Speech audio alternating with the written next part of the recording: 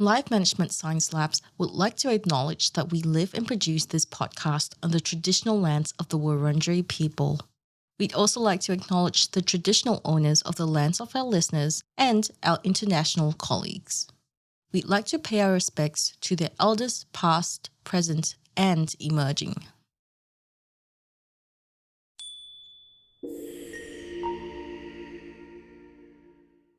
Hello everyone, and welcome to Wealth Pathways, the Affluence Science Insights Podcast produced by LMSL, the Life Management Science Labs. We are champions of life management science, providing structured insights informed by science and inspired by practice on key aspects of conscious living. Each week, we bring you scientific and practical insights on each element with the expert knowledge of professionals in the field. I'm your host, Marie Stella, coming to your ears from Naarm, Melbourne, Australia. Let's learn together. Hello and welcome back to the show. Have you ever felt the pull of something greater, or the nagging feeling that your 9-to-5 routine, while stable, might be holding you back from realizing your full potential? Today, we're diving into one of the most transformative journeys a person can take, the leap from employment to entrepreneurship. But here's the twist. This isn't just about quitting your job and chasing a dream. It's about innovation. It's about your perception of the world. It's about the skills and knowledge collected over the course of your life and so much more. The transition from employment to entrepreneurship is no easy feat. It's a path filled with precarity, risk, and moments of doubt. But for those who dare to dream of embracing it, we're consulting entrepreneurship and innovation lecturer Geremy Farr-Wharton to learn more about what it takes. Based in Edith Cowan University, Geremy also serves as the Director of Engagement at the School of Business and Law. So we're incredibly fortunate to be speaking with him today. Welcome to the show, Geremy. Hey, thank you for having me. Yeah, it's really great to have you here, and I'm really excited to learn more from you about this topic. But before we get started, I would love to know more about your background. So why don't you tell us about that and what compelled you to pursue academia in entrepreneurship? It's a long question. So there are many facets and different journeys that I've taken over the last couple of years. I started off doing an IT degree, and once I finished that, went out into the real world for a couple of years in public and private sector. Um, and I just found that it was insignificant for what I was trying to achieve, which was really looking at innovation and invention. And so I found myself actually wanting to come back and undertake a PhD to look at how I would do things quite dramatically differently. And I had preconceived notions about what that would look like, and hoping to explore a whole new way of doing things leveraging technology. So, undertaking my PhD, it was looking at reducing domestic food waste in leveraging social media and other technologies that we had at the time, and really there was an opportunity to fit a sustainability narrative in reducing food waste. There was an opportunity to understand consumer behaviors much better, and what drove people to buy, excess food or food that would end up just literally going in the bin without it having ever been touched or eaten. And that started me off on a journey thinking about, well, these are consumer-based problems, and we can really solve them. And I ended up taking a couple of postdoc positions, one consulting to one of the big five firms in trying to reshape one of the largest programs that Australia could possibly have, which was the welfare payment transformation project at the time, with what was or what is now Services Australia, before it was Department of Human Services. And that gave me an opportunity to explore, well, these consumer-based problems and what they look like within an industry context, and how technology is absolutely fundamental to that process, but it's also absolutely fundamental in understanding all of the different facets of how we operate and whatnot, as human beings, and how technology needs to match that. Then I had an opportunity to really explore how the intersection of water, energy, food come together through another postdoc. Um, And what I realized was academe, that pursuit of moving from, for example, a PhD student all the way through to professorship, it didn't really align with everything I was wanting to do at that time, which is really invent and innovate. And so I had an opportunity to trial a few different things in my career, and coming back to Australia's research arm, which is the Commonwealth Scientific Research, and oh, got that one wrong. CSIRO. I should just say it that way. So coming back to CSIRO for a couple of years in my final postdoc, had the opportunity to explore how technology could really be leveraged in a variety of different circumstances towards shaping how we recover from surgery all the way through to designing our future cities. I was one of those few that got to work across a range of different things and also go through, at the time, CSIRO's innovation programs, which really brought me back to entrepreneurship in a way that I had never had the opportunity before, leveraging some really deep technical knowledge in order to develop something that was going to solve industry-facing problems, not just consumer-based problems. Um, and that really told me that I didn't have enough information or skills to learn how to do business development. And so I ended up leaving academe at that point to develop those skills, and had the opportunity to work inside and outside of the university sector in really developing that capability as well as commercialization skills. And that afforded me the opportunity to really explore how I'd get closer to the entrepreneurial ecosystem again. And I started looking around for a position that would really give me that opportunity to help other startups in commercializing their products and getting them to market quicker, faster, with greater quality outcomes. And so I was able to do that and move from the east coast of Australia over to the west coast, where I was able to support a number of those startups in that journey. And then I felt like this overarching ringing was coming back to me about, well, how can we do this within an academic context and better support those startups through the body of knowledge that we have at the moment and expand that, while also being at the front end and supporting those businesses and perhaps even those opportunities to directly support a startup through, for example, a company director role or whatnot. And here I am today, a while into my time at Edith Cowan University School of Business and Law, and the culture of this school and university has been extremely supportive towards driving innovation forward. I guess that's a long story for how I ended up where I am today, but and there's probably little facets here, there, and everywhere that always entertain little bits and pieces. But that's generally it, and how I ended up here.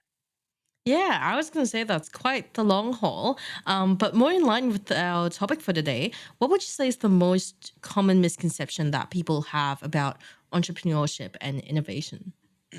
So it's actually a really, really interesting question.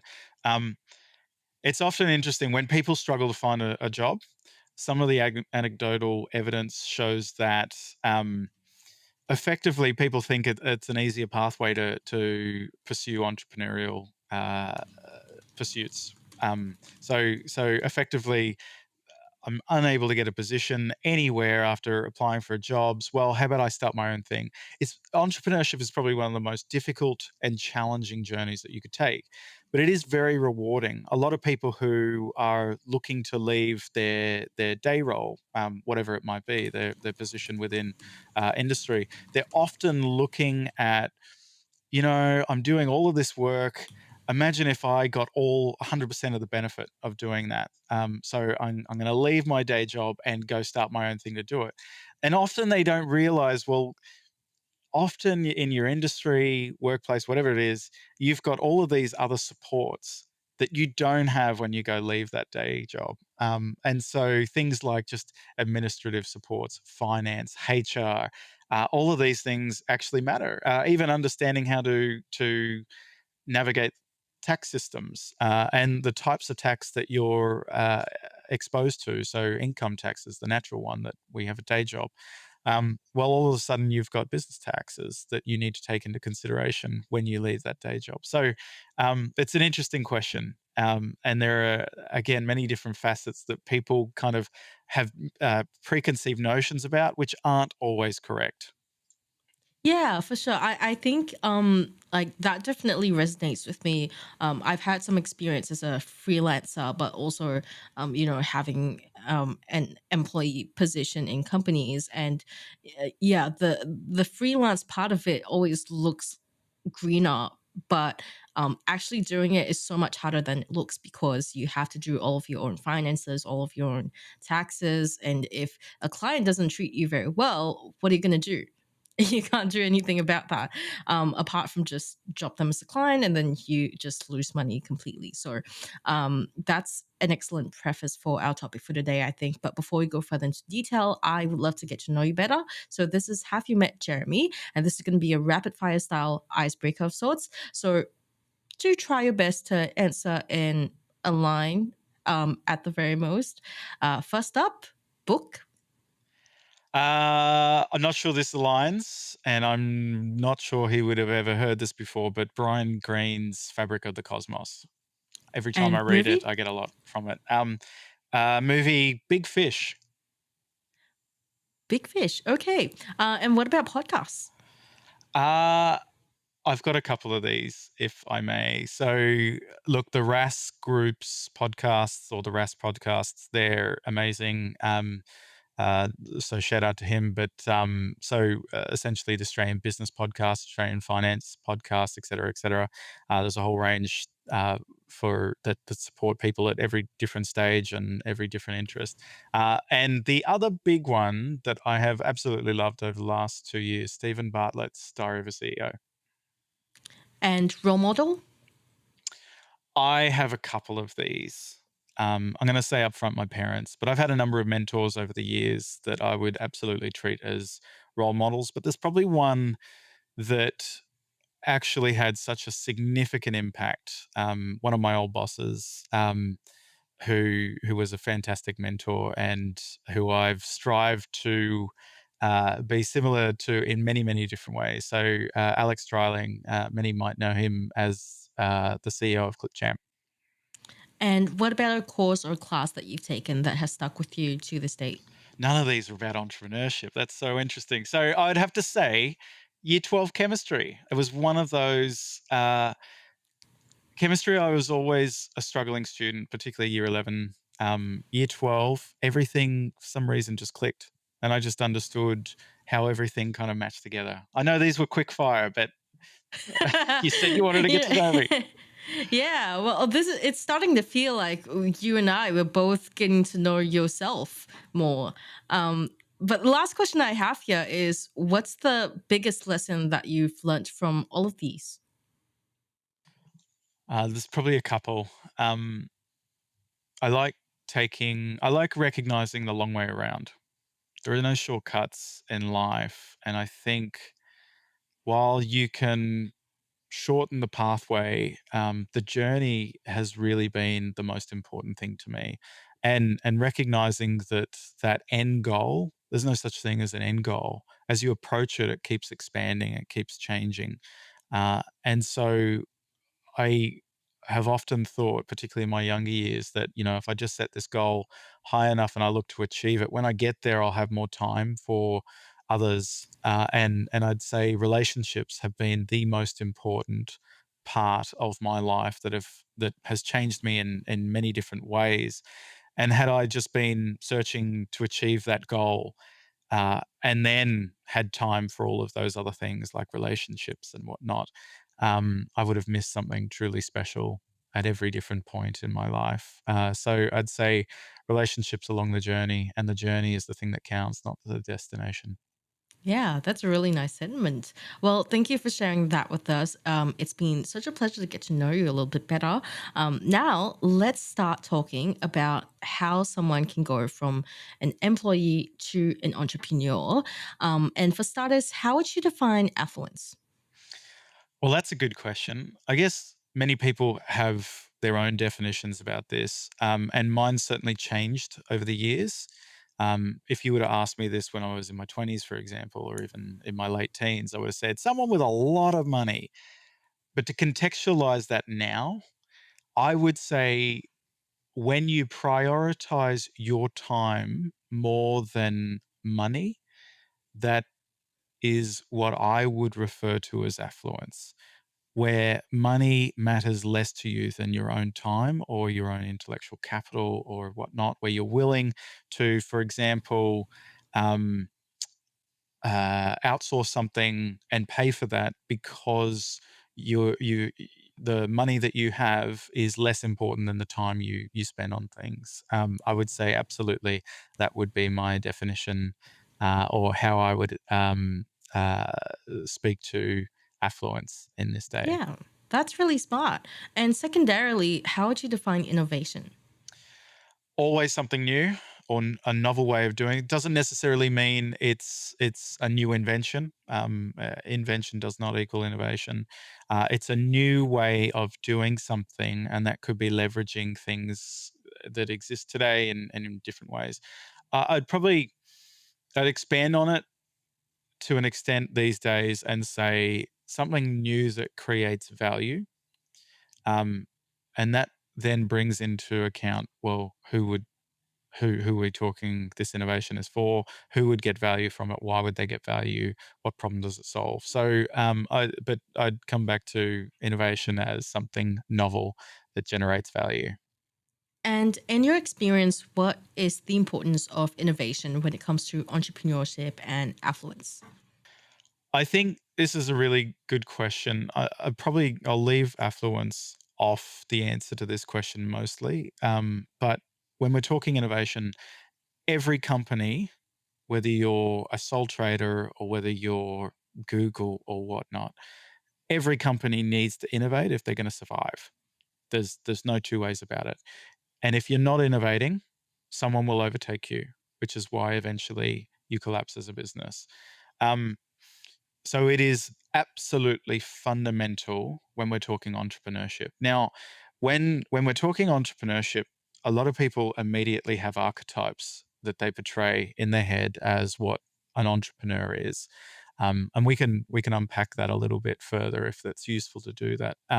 But when you imagine that entrepreneur, often we're talking, earlier in the venture creation journey, and at that point, all you have is innovation. All you have to differentiate yourself from whoever might be competitors in the market, it's innovation. And so, for example, we're hearing a lot about Gen AI at the moment. It's been talked to death. Um, you can leverage Gen AI in ways that larger companies just can't do it. And so you're able to move faster with more agility, and with greater targets in mind about what you're wanting to achieve than what the largest players at the very forefront of these fields can do. I've seen it firsthand or almost on a daily basis. It's spectacular to see. And that's really what the entrepreneurial pursuit is about. Now, I will talk a little bit about affluence, just not much. So if you were to ask many people, uh, particularly entrepreneurs, why they follow or why they pursued an entrepreneurial route, um, money is always one of the uh, keywords that pop up. And one of the reasons for this is when you pursue entrepreneurial routes, you've got the opportunity to separate yourself from a salary paying job, um, and 5x, 10x, whatever X you're after in terms of a financial pursuit. It is absolutely one of the underpinning reasons a lot of people jump into entrepreneurship. One of the examples I gave before about why someone might consider leaving their day job, it's literally because they're thinking about, well, I'm giving all this money to my own business, to my own workplace. How can I achieve 100% of the output that I'm putting into it? Um, Now, when you're talking about that, generally we're talking money. It's not the only pursuit, but affluence absolutely plays a reason. Well, it's a fundamental reason why people consider entrepreneurial directions.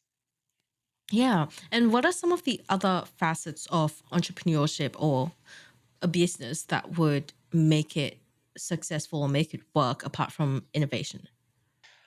Um, so so this is a really difficult question to answer, but I would say innovation is one part, absolutely not the whole pie of a new venture or a venture in trying to achieve things. So, and particularly as you grow, innovation. So, maybe we start at the beginning. So, when you're trying to create a new business, um, innovation might be what you have. You've got a new way of doing something, whether that's a service or a product, a different way, a different process, or whatnot.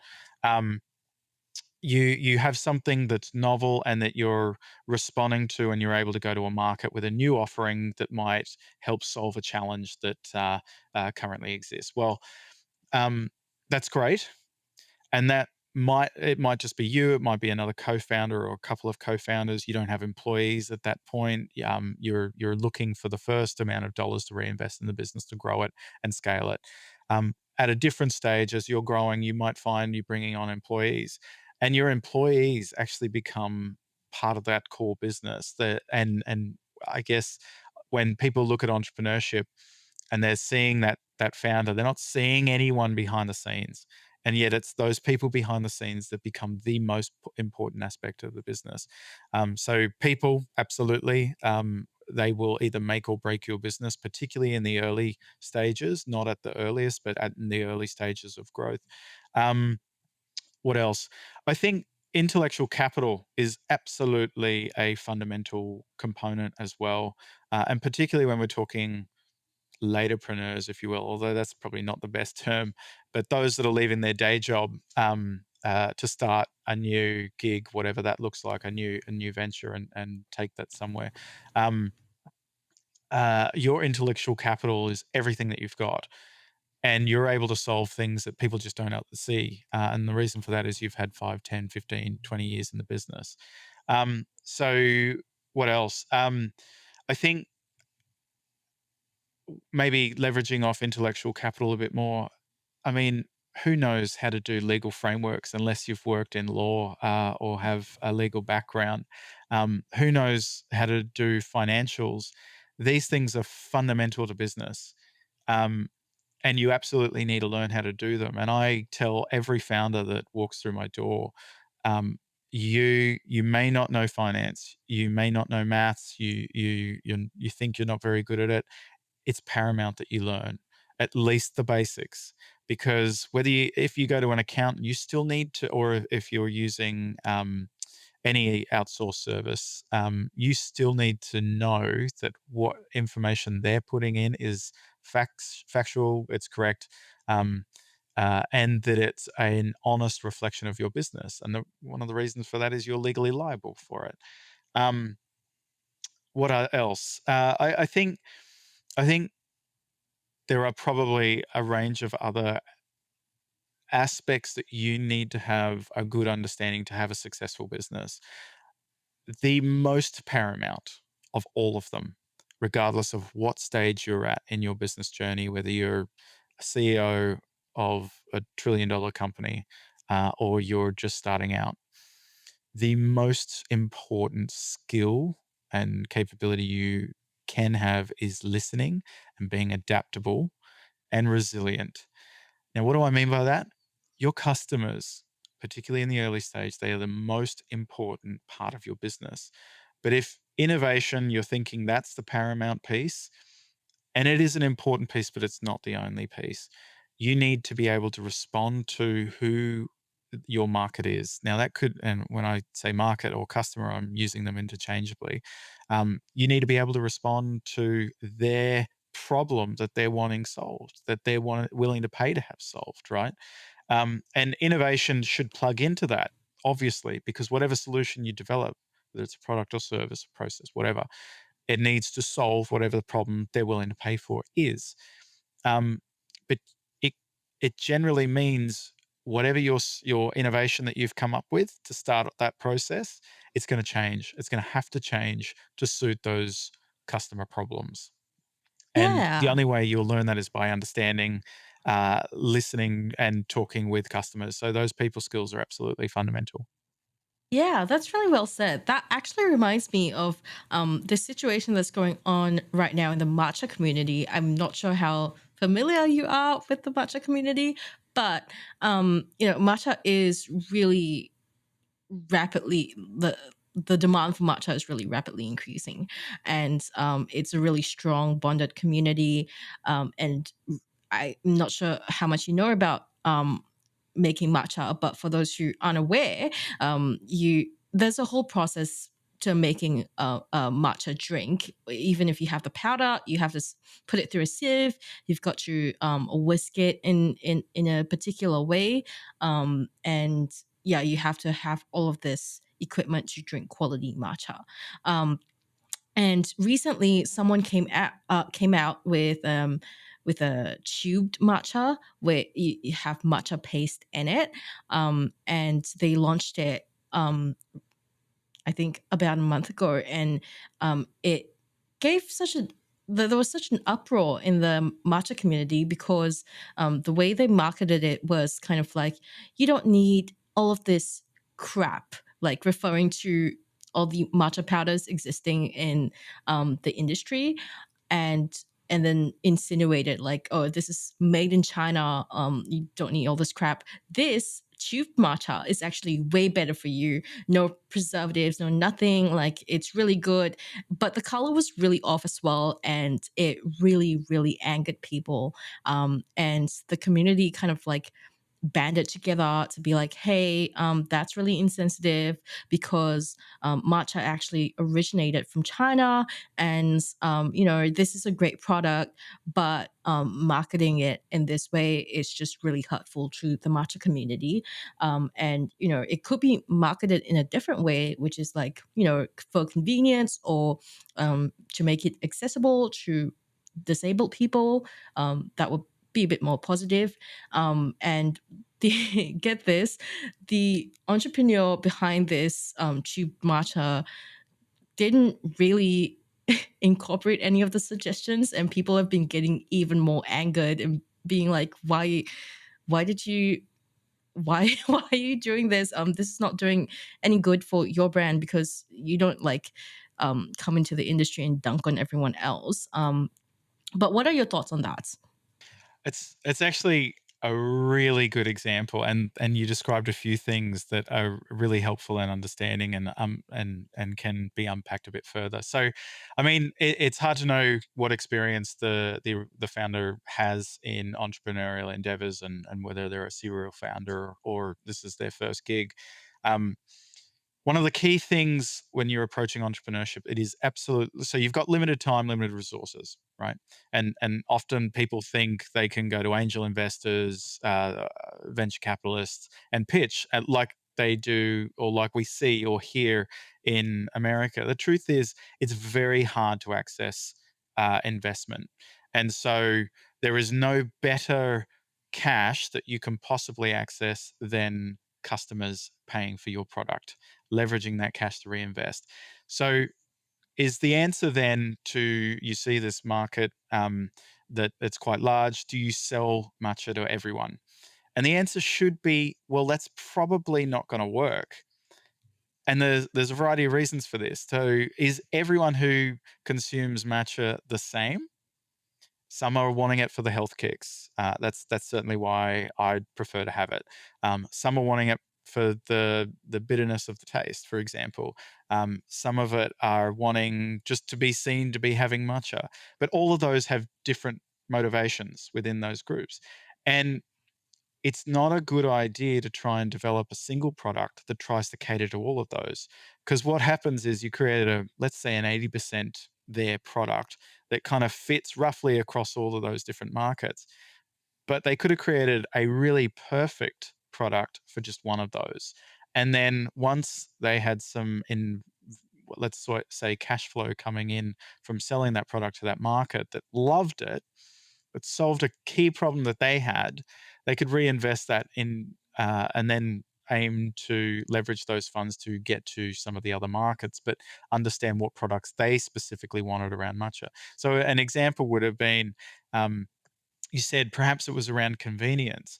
So I could look at another product that that became available about a decade ago. So the yogurt pouches.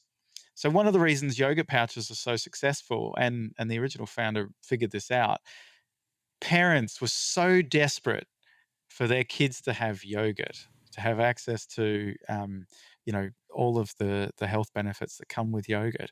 But trying to get a child, particularly a young child, to have yogurt, it got everywhere.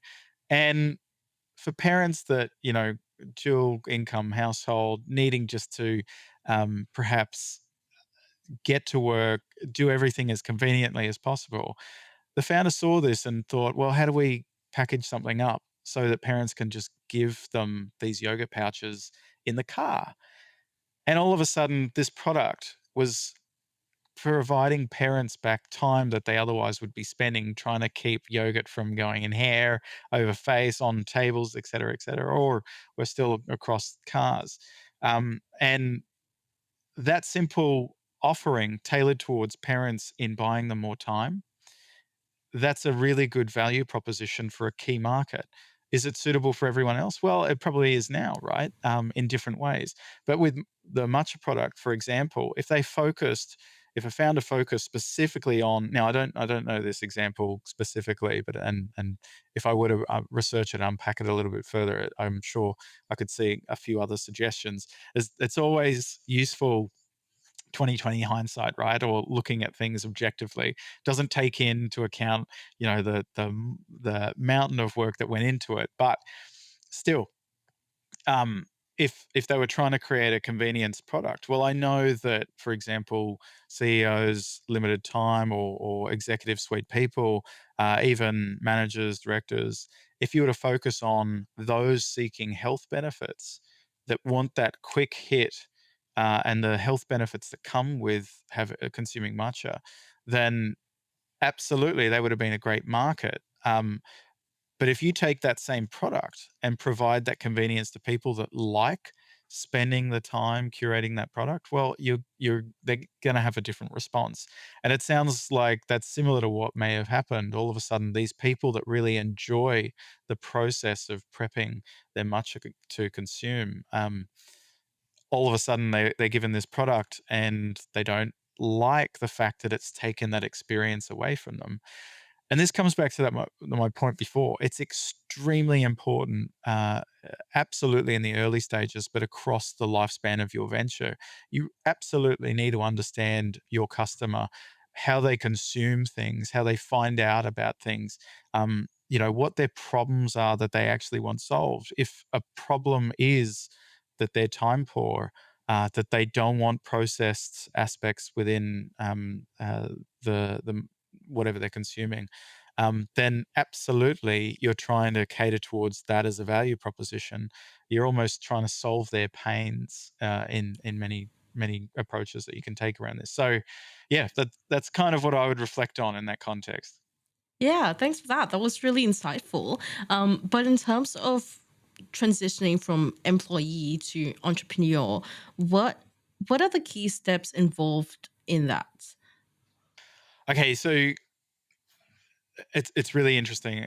Okay, so what you want to do is, you say you've got, a couple of years behind you working in the same industry, or you've got 5, or you've got 10, 15, 20 years. You're going to pick up a lot of nuanced information about particular problems that are relevant either for your industry or relevant for the business that you're specifically working in. Now, that's a start. You will have developed particular skills, knowledge, assets, etc., that you can leverage to start thinking about, well, what solutions might be applicable uh, in solving some of these challenges. Now, I've seen both versions of this. So people that have worked in a particular industry like mining, for example, and all of a sudden they're wanting to leave and do nothing in mining whatsoever ever again. They're sick of it. They want to go and set up shop for a physiotherapy clinic, or they want to run a digital business or whatever it is. Um, when you're talking about consumer-based challenges, you what I would always recommend to anyone who's looking to leave their job to start up their own venture, you still need to pay the bills.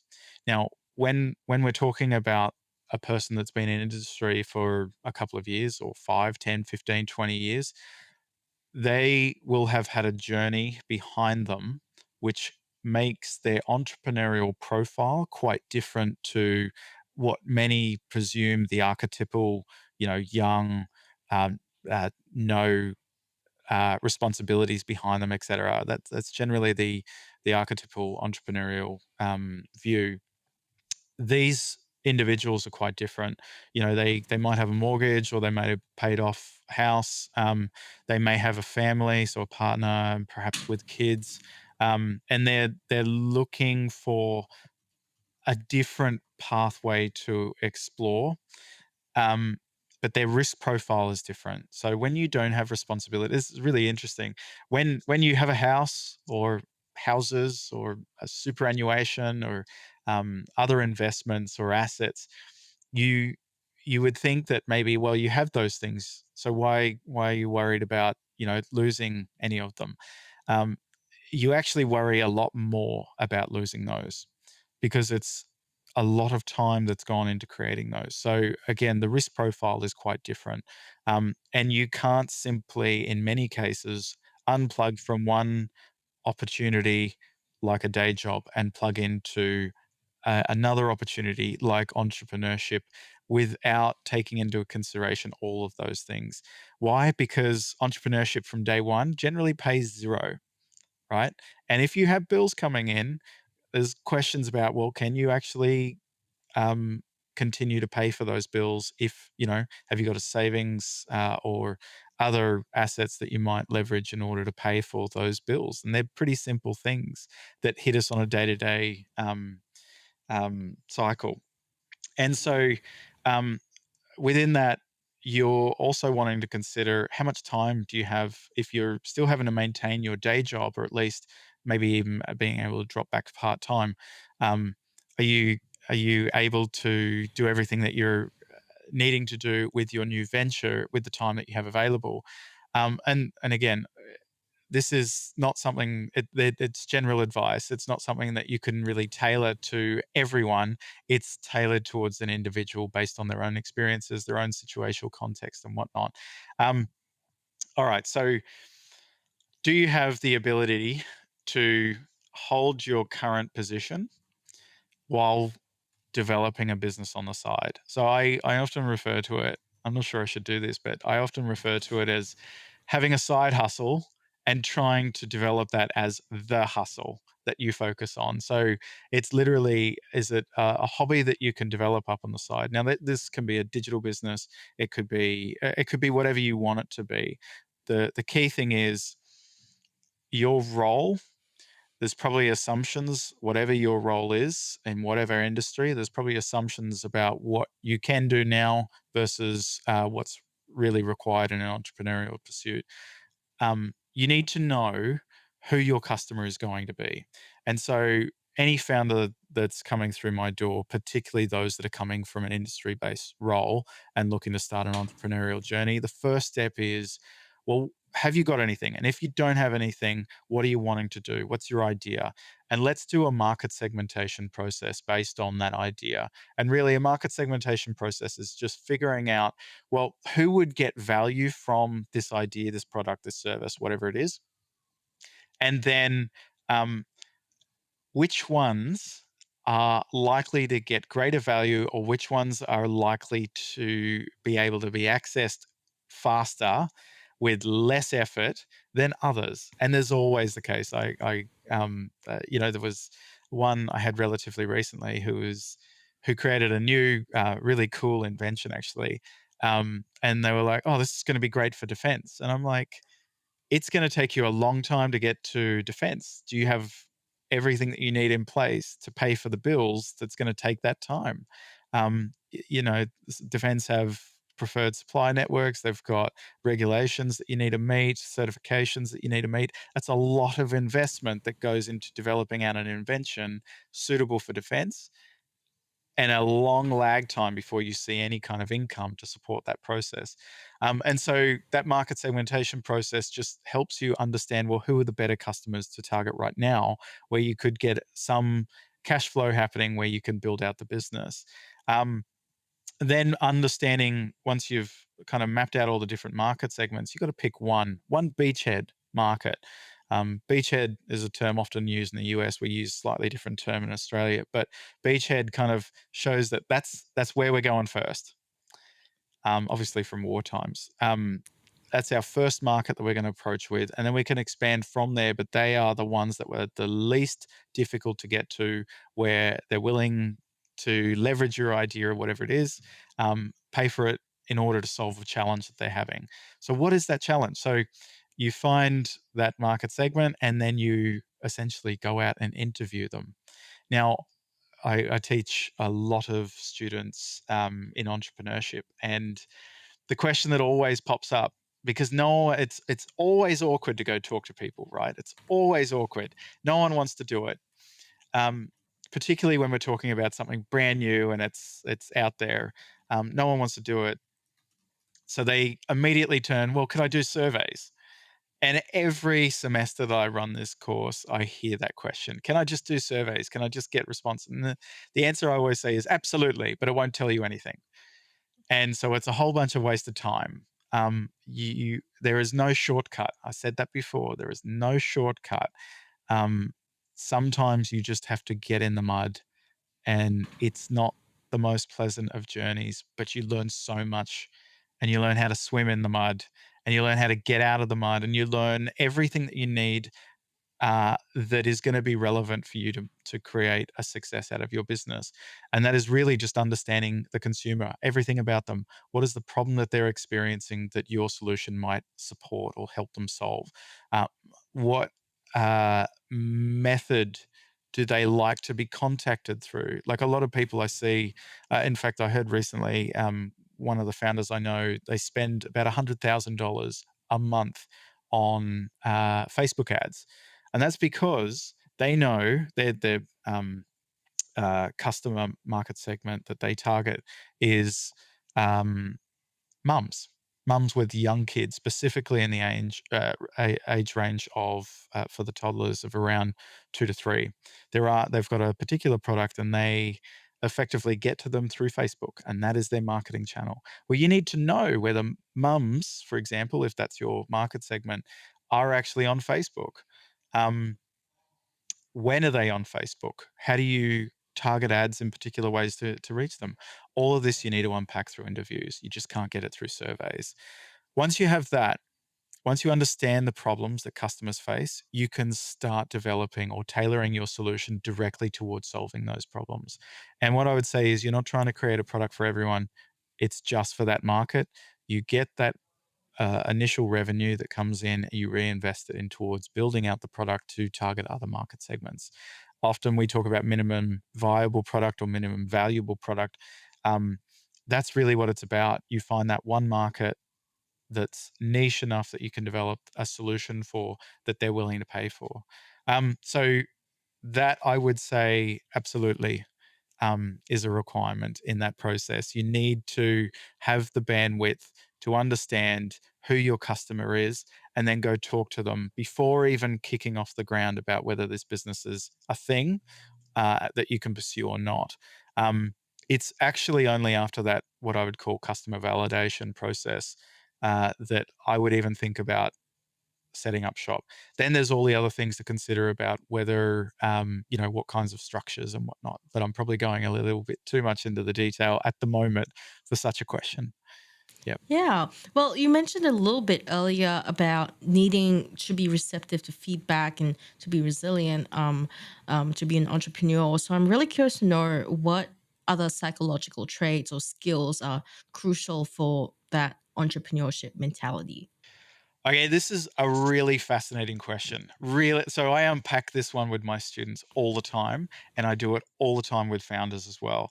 And the reason for this, if you look at, let's say, US founders, there are overwhelmingly, let's take a model like the Big Five personality traits, right? So conscientiousness, neuroticism, openness, et cetera, um, agreeableness.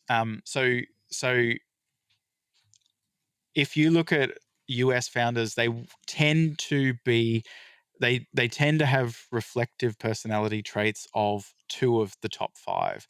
Now they are openness, And that refers to creativity or, uh, let's say, being able to imagine how something should be done differently. So it kind of makes sense, right? So if you're creating something novel, you're wanting to do it differently to whatever's existing today, and you can visualize that in your head. So they tend to be higher in openness. The other area that some founders tend to be high in are, well, essentially it's conscientiousness. There's some sub traits under that. And I find this fascinating and I unpack it, particularly with businesses that have multiple founders. Because one reason for this is solo founders tend to be pretty rare, successful solo founders. Absolutely, they're around. Um, it's just a very hard journey. And so it's much better if you've got two or three to spread the load and also greater amounts of intellectual capital and experiences, skill sets, etc. So um, coming back to the question, those two areas, consciousness,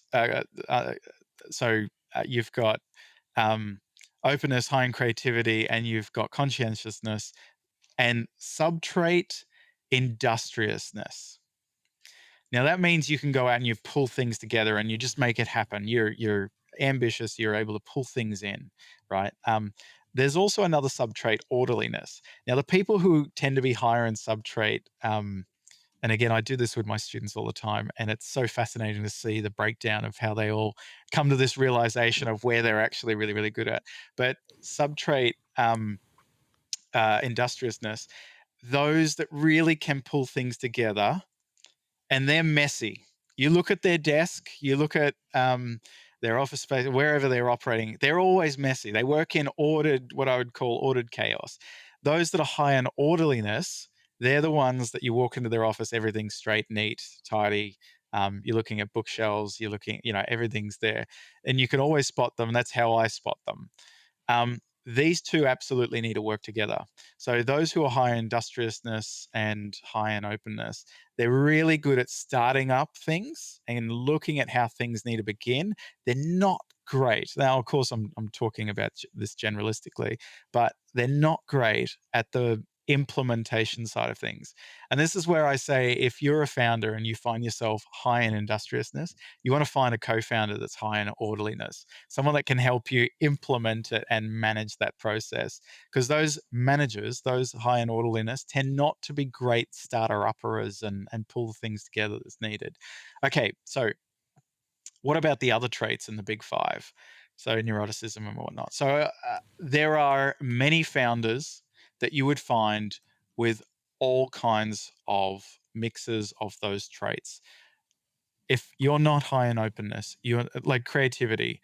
I would say many people probably have creativity, and if they're not high in openness in particular aspects like art or the creative arts and any music or whatnot, they will be high in other ways. So openness refers to a very broad range of creativity. Conscientiousness, I think what I would argue with anyone is you need a certain amount of conscientiousness. What it actually talks about, generalistically speaking, or generally speaking, I should say, um, it talks about your motivation to go do stuff, your ability to just pull things out of thin air or leverage what you might have, and a certain amount of ambition. Um, and I think you absolutely need a certain amount of self motivation and ambition. I actually believe so. I have this debate with my students every year, every semester, I should say. So every 6 months or so. And I ask the question, are entrepreneurs born or are they made? And a number of years ago, I believe they were born. I believe they were made. I believe anyone could be an entrepreneur.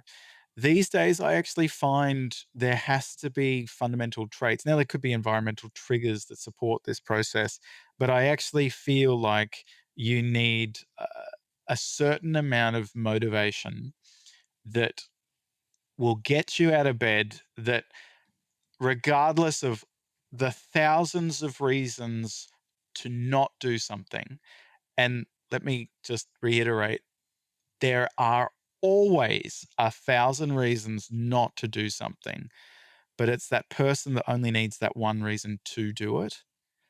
And that I, I'll take it from Nike's line, just do it. That motivation to just do it. And if you separate people into buckets, which is never a good idea, but if you were to separate them into buckets, and you have those people that will just do something, so they're confronted with a problem and they will aim to solve it, or they will go around it, or you will absolutely find those. Those are entrepreneurially minded people. There are those that will stop in the face of a problem. Now, there are always problems. And those people that stop and complain about the problem and don't push it, don't go around it, they're happy to sit and be comfortable with what they've got. Absolutely, I would say to them, maybe an entrepreneurial gig for you, a journey is not the right journey for you.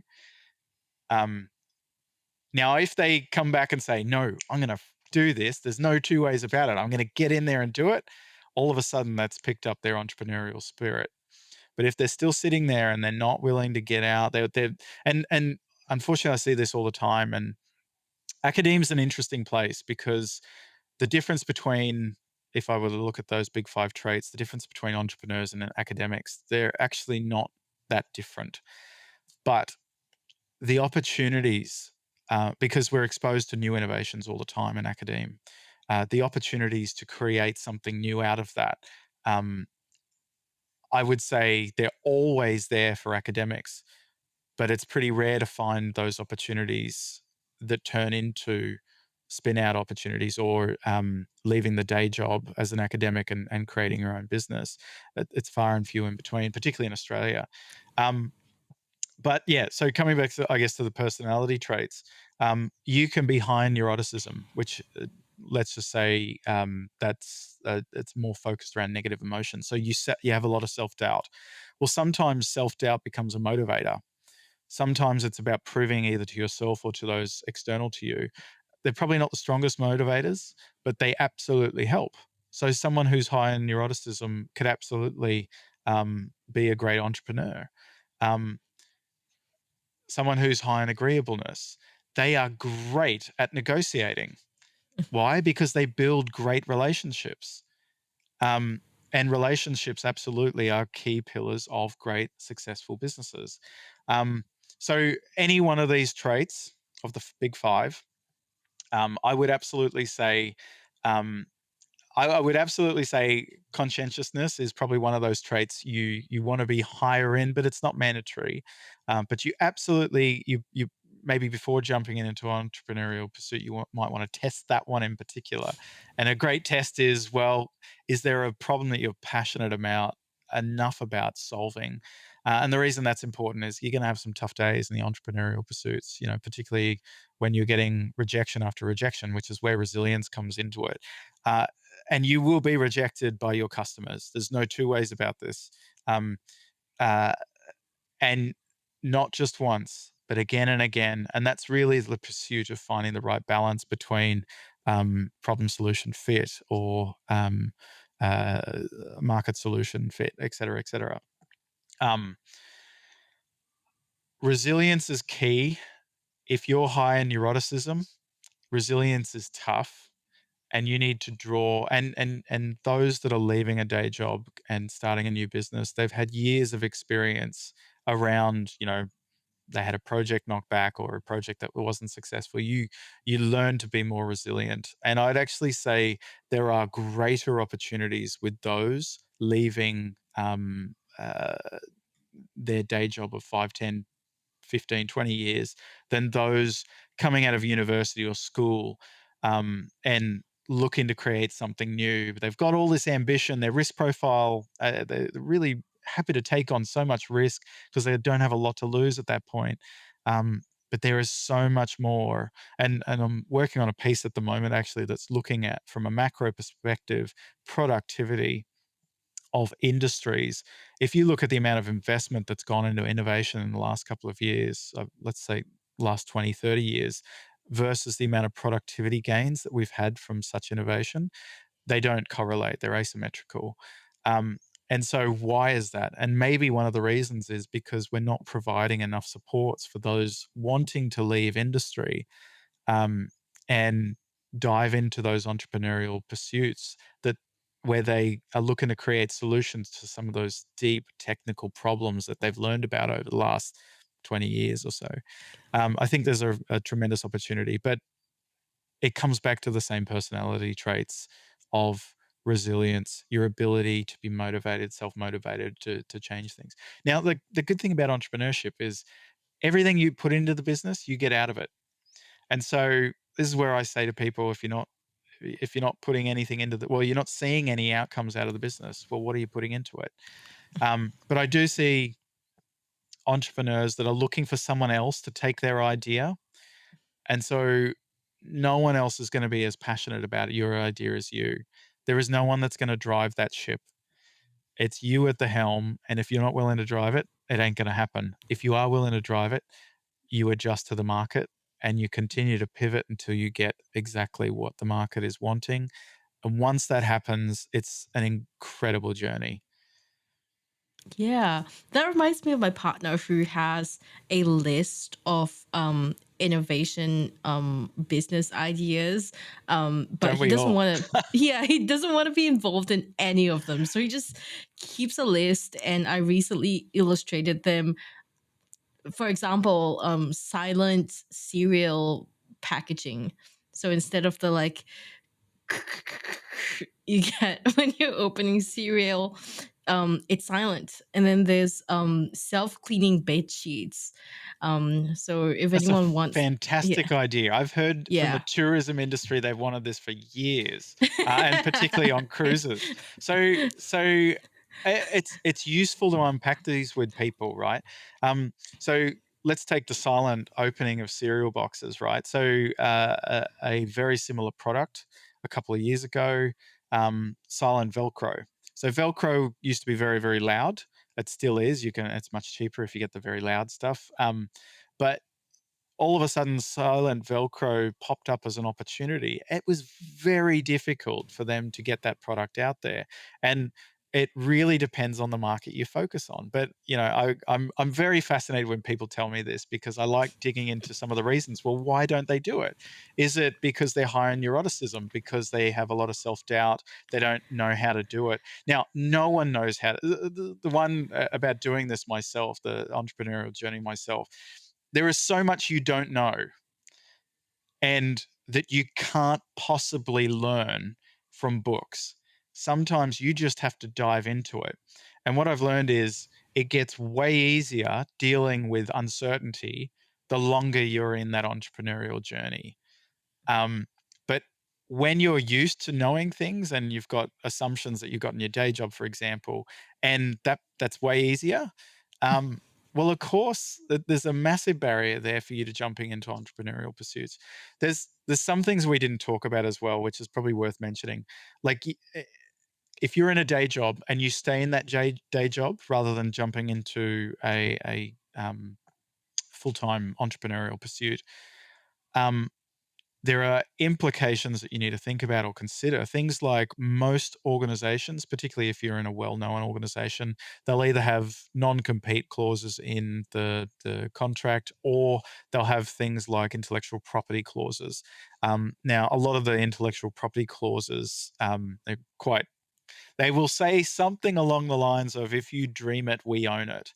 Now, the thing is, they don't stand up to courts in that verbatim style of um, um, core wording. Like that's pretty. You dream it, they own it. Well, now it has to be relevant to your job. So if you've got something that's slightly different to your day job that isn't in the role description, all of a sudden there are precedents that are out there already in the legal system that say you can operate in that space. Now, I'm not going to talk about the legal aspects of this because I could probably get myself into a whole lot of trouble.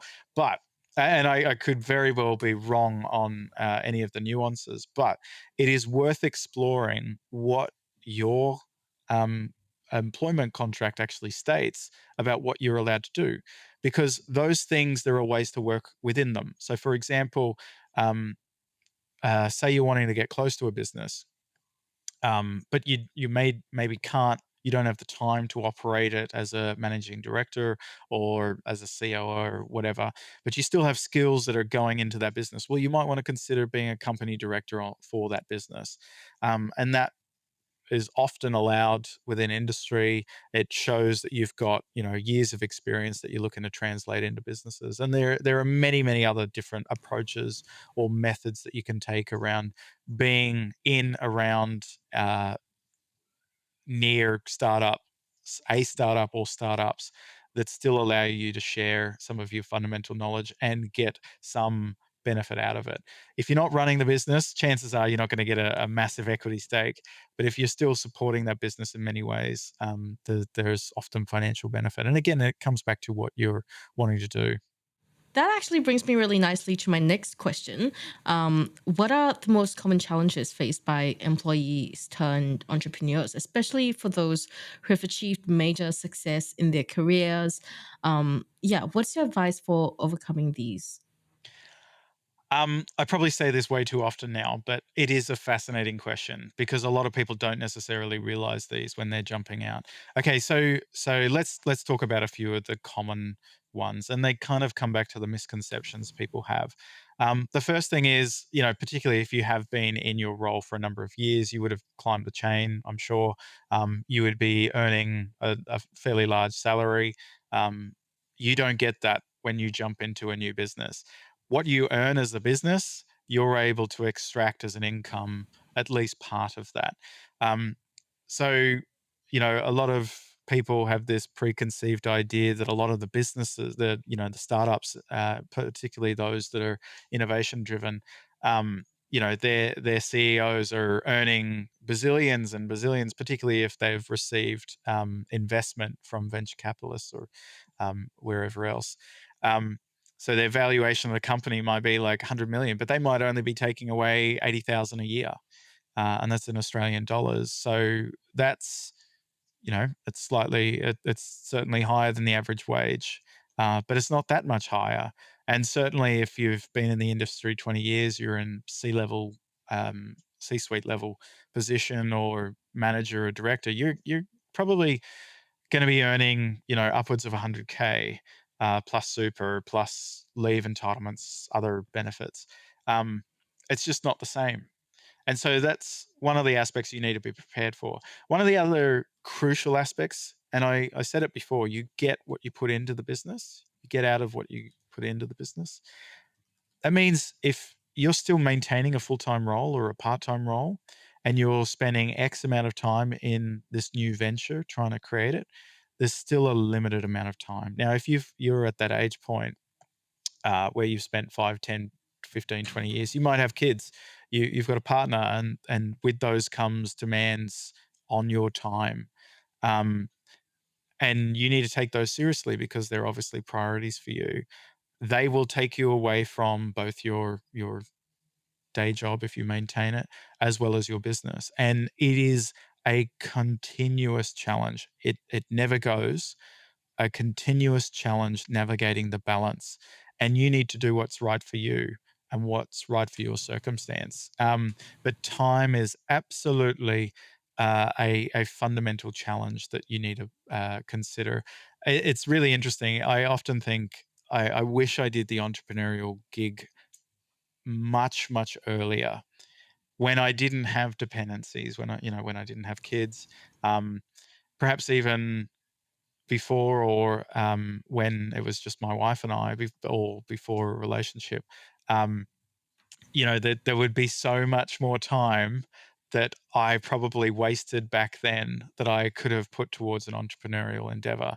But the truth is, you only learn this with those years of experience. And so that's why you often see the younger archetypal entrepreneur, or at least something that fits much closer to the archetypal entrepreneur.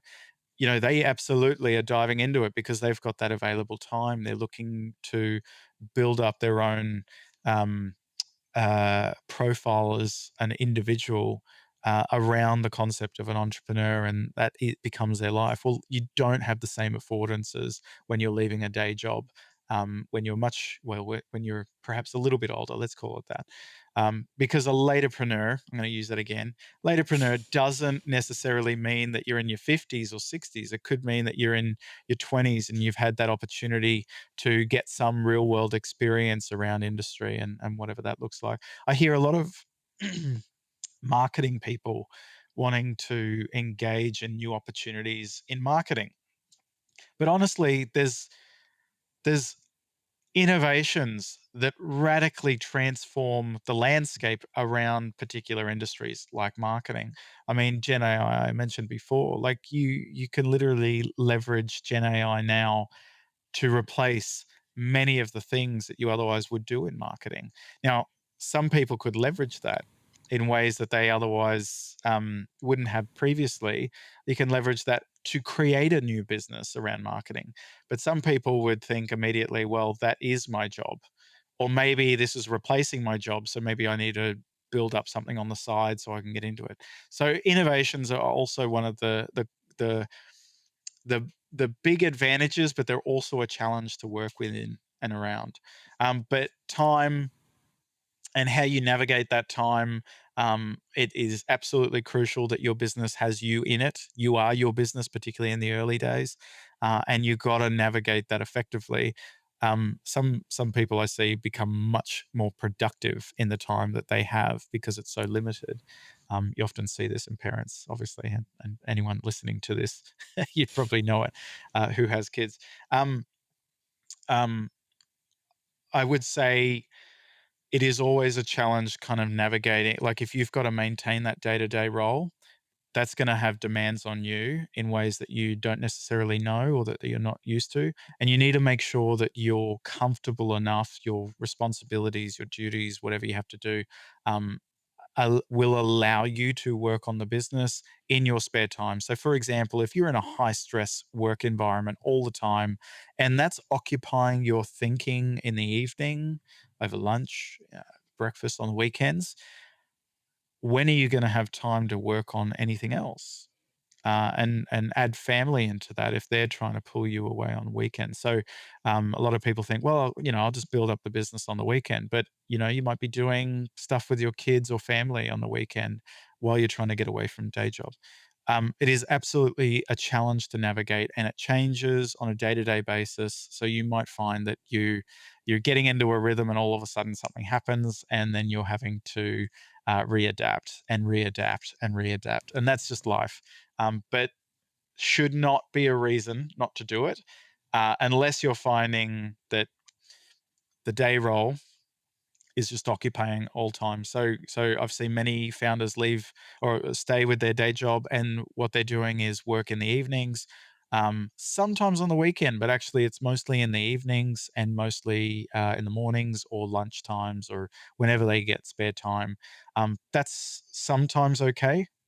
Um, some entrepreneurial pursuits require a couple hours a week. Some require a couple hours a day. Some require a full time position, uh, and sometimes more than that. Um, and I would say maybe come back to that point around addressing some of these challenges. Don't do it yourself. Find someone you trust. And I'd say someone that you trust is more important than someone with complementary skills, although there's obvious benefits with that. Because I don't like talking about challenges without solutions towards covering those challenges. But absolutely, they're kind of the underpinning ones that I would talk about in terms of challenges. Yeah, thank you so much for sharing that. This has been such an enlightening conversation, and I've learned so much just from this chat. And I think it's a great point, a great time to go into questions from the internet now. This is where we pose burning questions from netizens to our expert, who is Jeremy here today, for the insight and advice on going from employee to entrepreneur. So the first question that we have here is, why would someone want to be an entrepreneur when being an employee is so much easier? So it absolutely is easier. I'll caveat that and I'll start off with that. But why would someone want to do it? Okay, so it's very hard to get financial freedom from a salary paying job. It's very difficult, even if you work up the chain. So let's take doctors, for example. If you look at all the doctors across an ecosystem like Australia, those who just start out as doctors, they will earn within a range. Um, those that are really good, really experienced, those doctors will also earn in an upper range, but it's still within a rough range. Now it's very now, and one of the other phenomena we see, particularly from an academic standpoint, as you earn a certain amount of money, your living expenses also go up because you like to live based on whatever your profession is, and you've got lifestyle choices that come with that. Kids, if you have kids, they cost money, a lot of money. So the more you end up earning, the more you end up spending. And it's a common phenomenon we're seeing, and it's one of the reasons a lot of people don't save. But um, it's very hard to become financially free on a salary. The more you earn, the more you end up spending, et cetera, et cetera. Entrepreneurship, it's risky. There's not a guarantee that you're going to succeed, but it is an opportunity to achieve financial freedom. So with a day job, salary paying, you might be able to get to financial security. You can build up a really good superannuation for when you retire. Um, you're often, answering to someone else. You're always answering to someone else. Maybe one of the misconceptions I missed before was you think entrepreneurship, you're your own boss. Well, your customers are your boss. You're still answering to someone at the end of the day. But um, so there is this opportunity with entrepreneurship to 10x 20x whatever the valuation of the company is when you go to sell it. If you don't want to sell it, there's still that opportunity, and a challenge that's like no other that when you're in a salary paying job you get. um, there is something else that I'm discovering even myself in my own pursuits. It's fun. The challenge is fun, and this kind of fun you don't get from a day job. Like a day job, it can be extremely rewarding. You can have strategies built into a longer term vision of what you want to get out of a salary paying job. I've never seen this in people that have that full time job, even those that really love their job, that get so much reward from it. I've never seen this kind of enjoyment or funness that they get from an entrepreneurial pursuit. There's something about that saying before, what you put into it, you get out of. Every time you make a sale, every time you make 100,000 sale, you get to these milestones and they mean something because you did it. It's almost like a reflection of yourself. A lot of people say, well, it's the equivalent of a baby that's and it does come up, but I don't believe that to be the case. I don't think it's your baby that you grow, that I think it's a reflection of yourself that you grow, that you're and hence why you get many people within the entrepreneurial ecosystem who are very egotistical. You look at the absolute top archetypal entrepreneur that's out there, your Elon Musk, Steve Jobs, your et cetera, et cetera. There is a lot of ego there that comes with that, naturally. Um, is there anything else I want to say around that? So, look, for me, the reason I would pursue it is because, I'm not saying you have to be a unicorn of a business. I'm not saying that you have to have hundreds of millions that you're aiming for. But in my lifetime, if I were to work and move up the chain, I'm getting salary of X number per year over a lifetime. Maybe that's a couple of $1 million. I'm spending a couple of $1 million over that lifetime on buying a house, paying for the kids, buying cars, et cetera, all of the things. And so the two subtract each other out, and you're left with hopefully a little nest egg that you're financially secure with, but not financially free, where you come back to that affluence statement where I'm put willing to prioritize my time more than the dollar that I've got in my bank account, where I would rather spend that dollar to buy more of my own time back. And I think that comes with financial freedom. So what am I actually talking about? When you start up a business, and particularly if you're building a business that is an acquisition strategy, so you're looking to build it up, get it to a point, and for someone to acquire that in the future, or if it's a brick and mortar business and leveraging technologies to grow the offering of that business and the reach, et cetera, et cetera. When you've got a brick and mortar business and you're working within that business, you still got it. You're it's almost like a salary job, but you've got this asset, this business that you can eventually sell if you want. Now, where you would sell that, hopefully, would be a multiplier of annual recurring revenue. So for example, you're looking to create an innovation business with your deep technical knowledge of problems within an industry, and you create this solution that solves that deep technical underpinning problem for industry. You're looking, maybe that's a software, maybe that's whatever it is, a product or whatnot.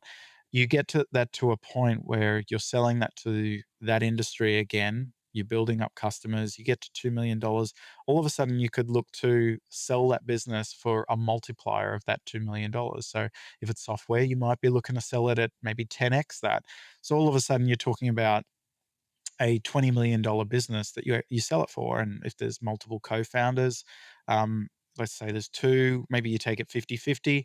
Well, you're walking away with $10 million, and you got all your taxes that you need to pay around a capital gains, et cetera, et cetera. So you might actually walk away with, say, $6 million. But over the life, and that's an point in time that you've made that, right? Where there's still the opportunity to go and do other stuff.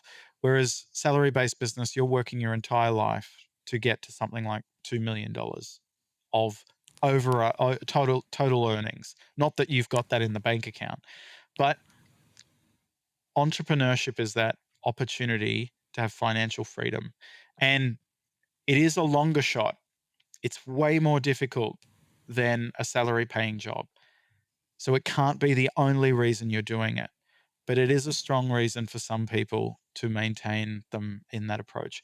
So, one of the other reasons, there is nothing more frustrating in a salary paying job when you're seeing a problem and nothing is happening around that problem, but you can see clear solutions towards it. And particularly when new innovations pop up, new technologies or whatnot. Um, And you're like, "Why isn't anyone doing anything about it?" And the reason is no one else is gonna do it but you. You're the one that saw that problem. You can be happy dealing with that problem on a day, week, monthly basis in a salary paying job.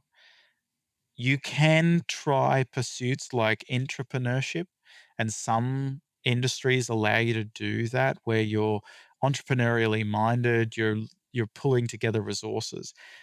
But you're gonna get frustrated more often than what you would if you were to jump out and do your own venture. And the reason for that is, even if you create that awesome thing in an entrepreneurial scenario, it's extremely difficult for large businesses, even medium-sized businesses, even small businesses, to absorb whatever that is into business as usual. And it's extremely expensive, and these concepts are rarely thought about when we're actually trying to commercialize new innovations in large organizations.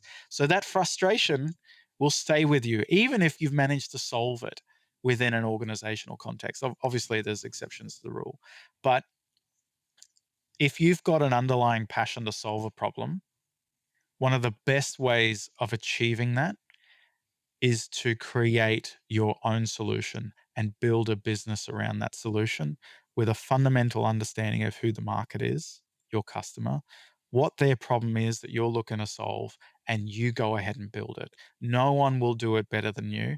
And you know what? If someone does do it better than you, because the amount of times I see founders always worried about talking openly about their solution, they're worried someone's going to steal it. If someone else steals it, good on them, because at least they got onto it and they made it happen. No one else is going to steal it. You should not be worried about that. You There is one caveat I would talk about when I say share your idea. So a lot of people talk about their idea. They get this validation from their friends, family, and then they stop. They don't go any further.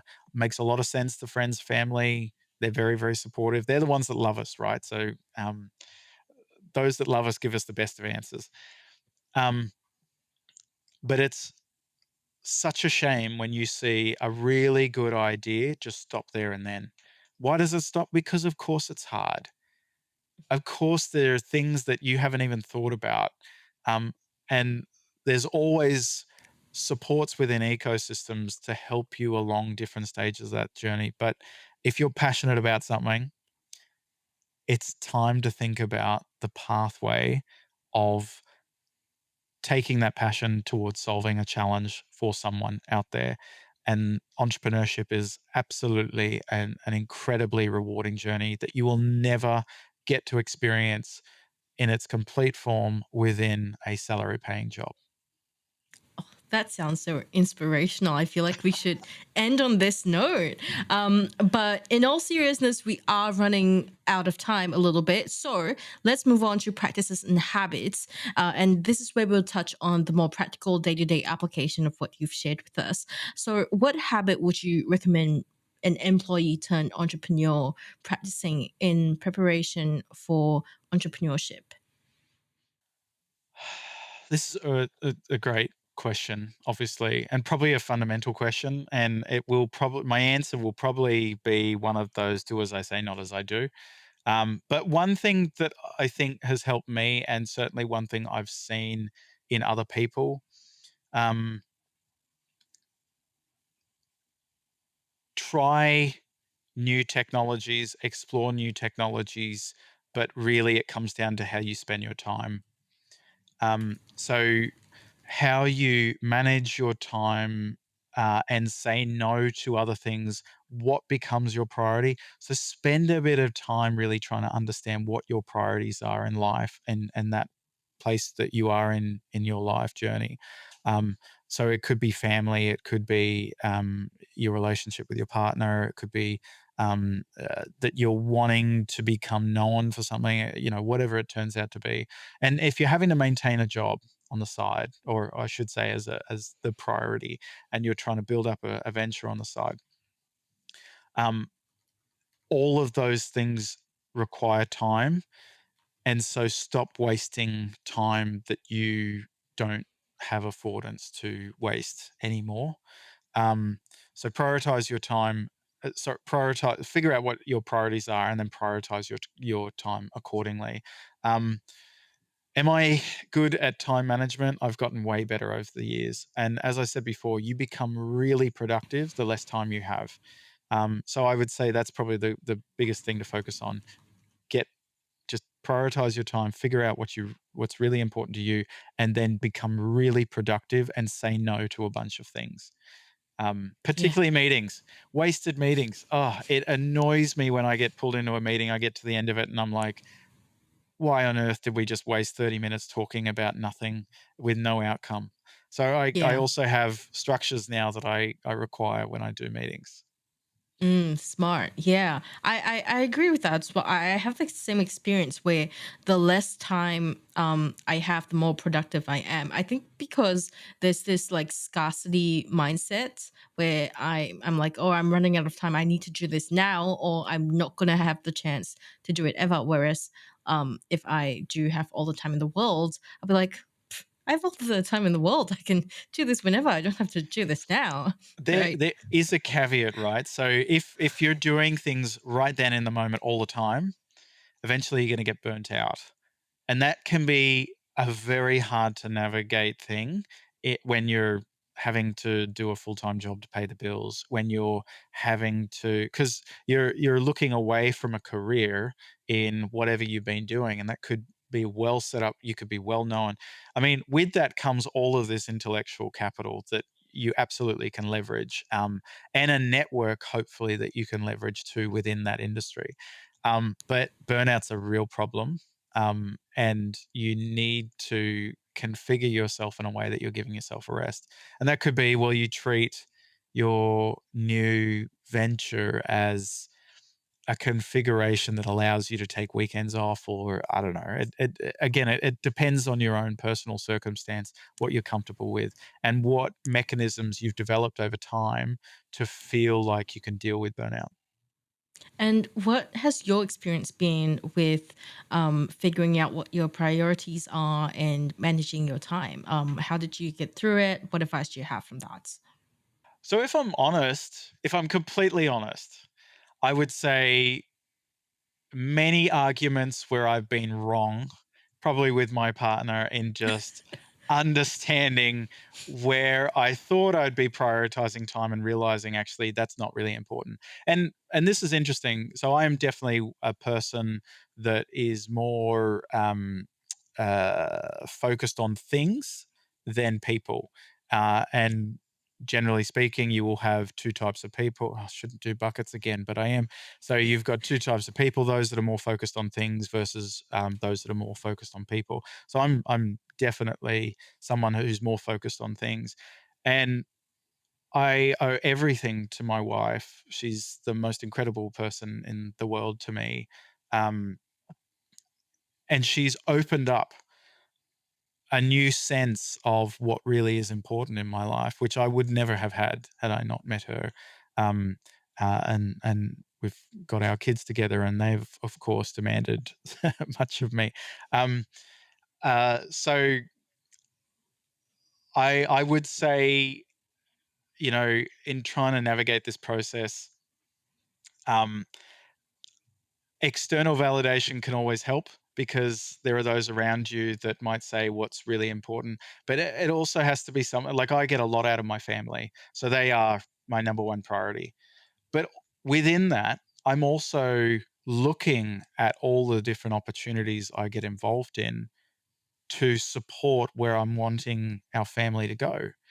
And so, I would love to have financial freedom in the future, where I just don't, I'm at that point where I'm hitting that definition that I have of affluence. Well, I'm never going to get that in a salary paying job. Um, I can certainly get to financial security, and for many that's enough. But there is that opportunity for something truly life changing that comes with financial freedom, and is it worth the risk? And so, um, it's taken a long time for me to learn that, and many arguments where I haven't been prioritizing family when I absolutely should. Again, if I'm being very truthful, and I'm so thankful for those. Absolutely. But it comes down to the individual, what they're wanting. I I don't even know if I've got recommendations for how people learn this, other than look introspectively and really try figuring out what brings you joy in your life, what brings you challenge, and what brings you a sense of something that you're not really proud of, because maybe you can let some more of that go and do the things that bring you joy. There is a lot of joy to be had in challenges. Some of the most rewarding things that you will ever do are going to be the most challenging things that you do. Um, Lean into that. Try and understand what that is. But for me, it's absolutely family first, and then everything Yeah. else second. Yeah. So what I'm hearing is find yourself Jeremy's wife. I have to say, very hard to find. But when you do, it's spectacular. It really Yeah. is. Well, thank you so much for sharing that. I appreciate the honesty so much. I hope it was I valuable. Yeah, for sure. I think so. I think that we need more of that, to be frank. But I think now's the perfect time to head into our open mic segment.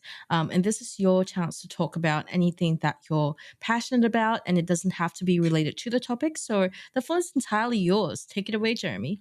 Oh, if you give me open mic, I feel like I could keep talking all day. Obviously, we don't have that amount of time. Okay, so I think one of the things, and probably would like to keep it around entrepreneurship, because it's so fundamental, and it's not. I mean, we've already talked about matcha and the health benefits that come with that. Um, I would say health is one of the most important things that we could absolutely focus on in our lives, and I think there are, again, 1,000 reasons not to do it or focus on it. There are always things that are interrupting it, but it's absolutely a priority that we should be integrating. If you're pursuing an entrepreneurial journey, it is paramount, and you will see it's probably one of, in fact, an accelerated cohort inflection. I'm I've I'm on.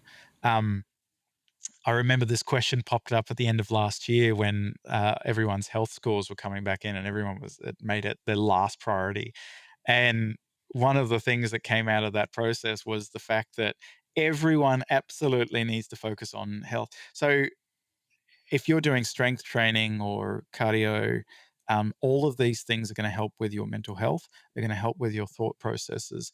These things are absolutely paramount to an entrepreneurial journey. Um, if you're not engaged in your health, if you're not even aware of where you're at with your health, the gut microbiome is absolutely something that's extremely important. If you don't even know what that is, go check out Google immediately and have a look at it. But depending on where you are at your life stage, um, engaging in health and physical activity is fundamental. Um, doing things like running, you're not going to lose weight. So diet's also important.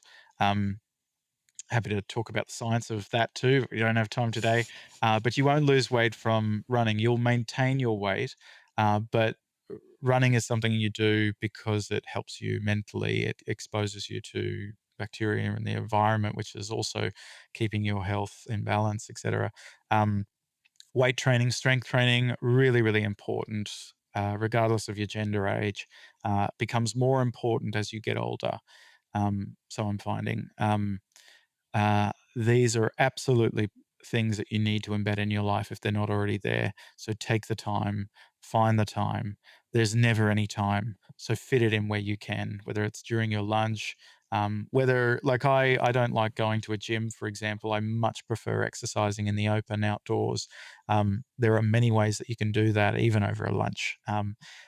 Instead of figure out how to put it into your day-to-day activities. So um, meetings, if you're doing face-to-face meetings, do you need something in front of you, or can you do it over a quick walk around the block? Anything to get you exposed to more exercise is a really good thing. Do you need to take the elevator? Of course you do. You don't want to get to the top of those stairs that will make you sweaty and out of breath. Sometimes they're worth doing though. And if you're not walking up the stairs, maybe just walk down the stairs. Anything that's going to expose you to a healthier lifestyle. Yeah, that's a really good use of the open mic. So thank you for sharing that with us. And thank you very much for joining us today.